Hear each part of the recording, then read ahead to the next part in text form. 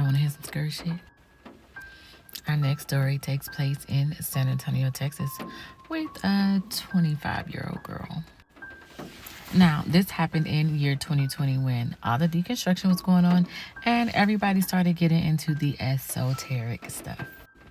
Sis was doing it big. She was learning tarot cards and she was having dreams and seeing people.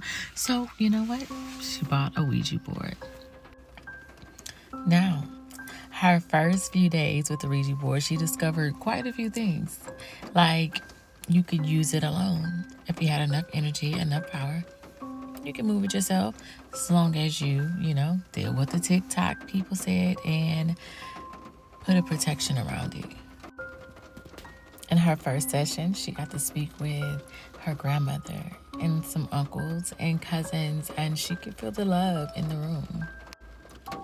So, one person she did not get to talk to was a best friend of hers. His name was Justin.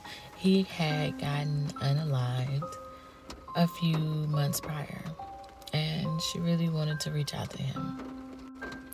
Y'all know how it goes. When you don't get to say goodbye, anything will do. So she does what she usually does. Sets up her candles, her salt, her protection, and gets to work. Well, she got a response that she wasn't banking on.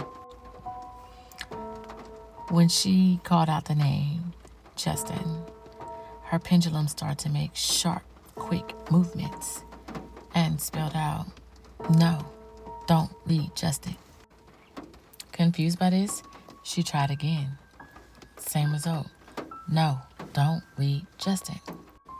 So she did like the YouTube witch said, and let's put it away, let's cleanse, and let's try it again. Sis tried for a week straight. Nothing happened until one night. She woke up to hearing wails and cries in a corner.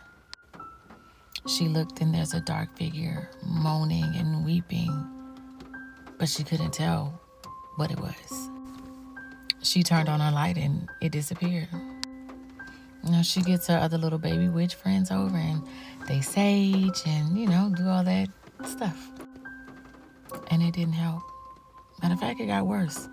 I'm talking cabinets slamming, doors slamming, glass breaking randomly. So, one night, it reached its peak. She heard boom, boom, boom, and the wails again. Only this time it wasn't coming from her room. So, she gets up and she goes to find where the hell it was coming from. And it was in her living room. She saw the shadow, but this time, he stepped into the light, and it was Justin. His clothes soiled in blood. And all he kept saying is, "Why would you read me? Why would you do that? I told you not to read me. I was almost finished."